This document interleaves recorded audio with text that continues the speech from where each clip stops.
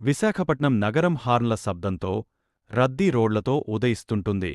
వివేక్, వరుణ్ అనే మంచి స్నేహితులు తమ రోజును ప్రారంభిస్తున్నారు. వివేక్ ట్రాఫిక్ నియమాలను పాటించే ఒక జాగ్రత్తగల డ్రైవర్ అయితే, వరుణ్ మాత్రం వేగంగా వెళ్లడం, షార్ట్కట్లు తీసుకోవడం ఇష్టపడతా. వరుణ్ తన బైక్ ఇంజిన్ గట్టిగా రేవ్ చేస్తూ, వాహనాలను ప్రమాదకరంగా ఓవర్టేక్ చేస్తున్నాడు. వివేక్ జాగ్రత్తగా అతని వెనుకనే వస్తూ, ట్రాఫిక్ లైట్ వద్ద ఆగపోతాడు. వరుణ్ గాలికంటే వేగంగా వెళ్తున్నాడు, ట్రాఫిక్ లైట్లు లెక్కచేయకుండా ముందుకు సాగపోతున్నాడు. వివేక్ మాత్రం నిర్లక్ష్యంగా చూస్తూ తల ఊపుతున్నాడు.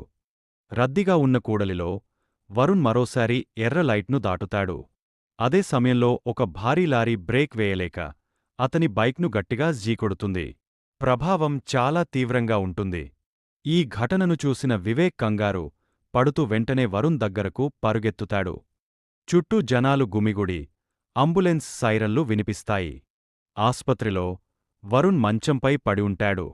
అతని శరీరమంతా కట్లు, బ్యాండేజ్లతో కప్పబడి ఉంటుంది. వివేక్ అతని పక్కనే కూర్చుని బాధతో చూస్తున్నాడు. వరుణ్ అతని చేతిని పట్టుకుని, నేను నీ మాట వినాల్సింది అని విచారంగా చెబుతాడు.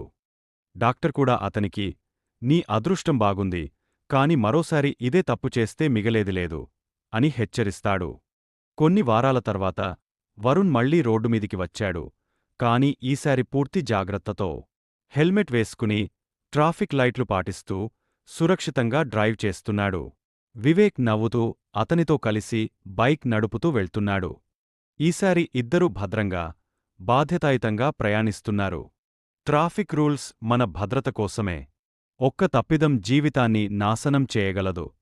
బాధ్యతాయుతంగా నడపండి, సురక్షితంగా ప్రయాణించండి.